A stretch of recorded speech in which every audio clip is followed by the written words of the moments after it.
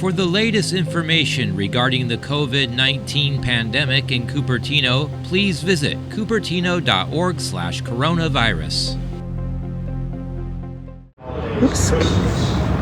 But it is absolutely critical, given where we are amidst the pandemic, that every single person in Santa Clara County come together, do your part, and help keep us safe.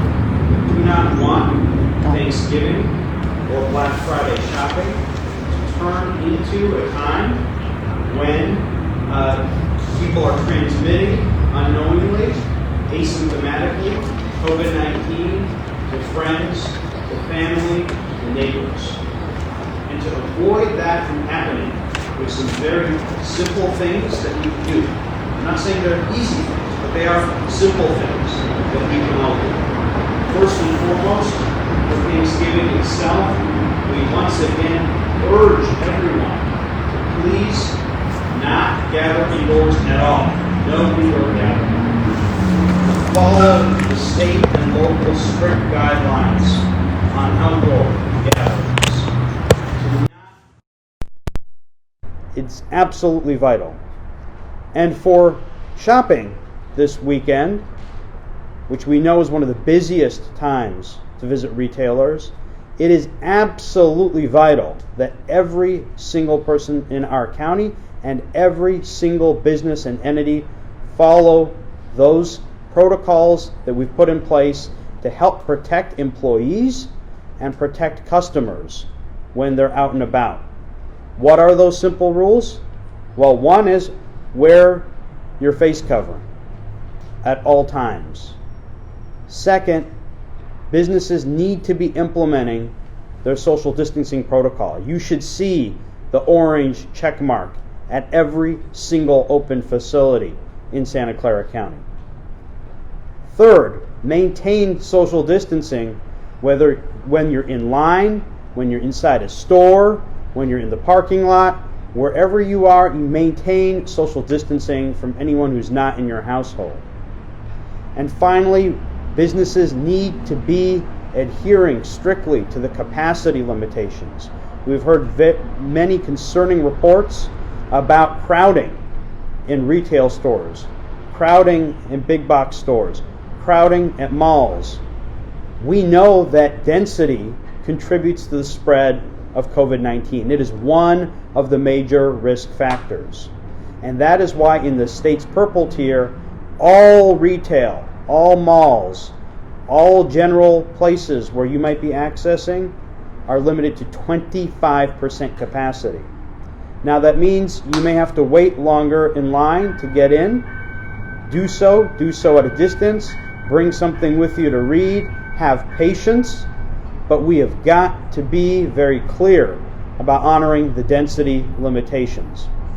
We will be out in force to help ensure that businesses are adhering to these rules, because it is a matter of life and safety. It is a matter of serious illness and death.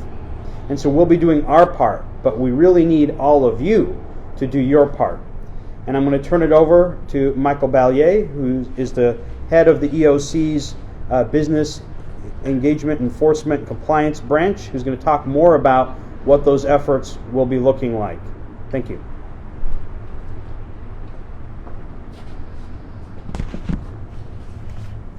Good morning, Michael Ballier, Director for the Community and Business Engagement Branch and Business Compliance Unit here at the Emergency Operations Center. Again, just to build on what Mr. Williams said, it's really important that we have strict buy-in from both the community and businesses in ensuring they're following the protocols that were just described. One of the things that we have really been doing over the last several months under the county's urgency ordinance is when we issue a notice of violation to a business, oftentimes that came along with a grace period. That grace period could be up to 72 hours, and if a business corrected their violation within that time frame, they were able to avoid having to pay the fine.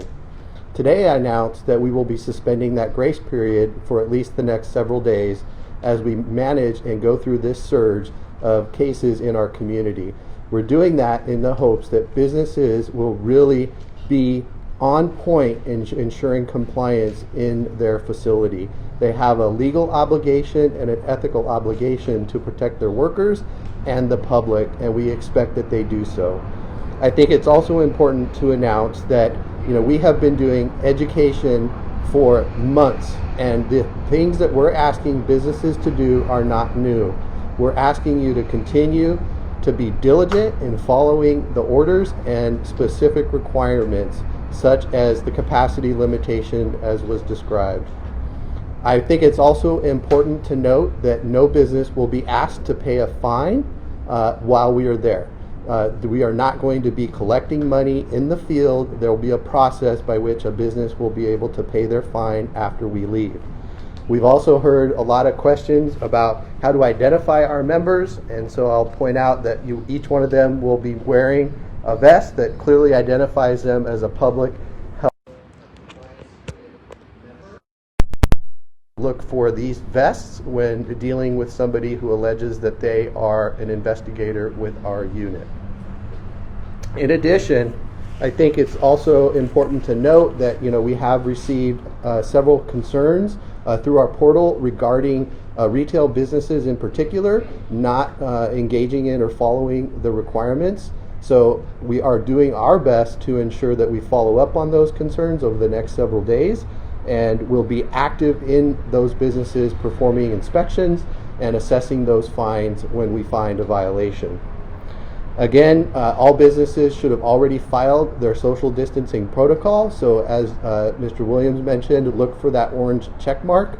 If you don't see an orange check mark, or you see businesses that are not following the capacity limitations, please be sure to keep us informed at scccovidconcerns.org, because the information that has been coming in has been extremely valuable in helping us design our enforcement operations. The public continues to be our eyes and ears out there, and we appreciate everybody's diligence in reporting suspected or violations of the different orders. So with that, we'll go ahead and open it up for any questions. For the latest information regarding the COVID-19 pandemic in Cupertino, please visit cupertino.org/coronavirus.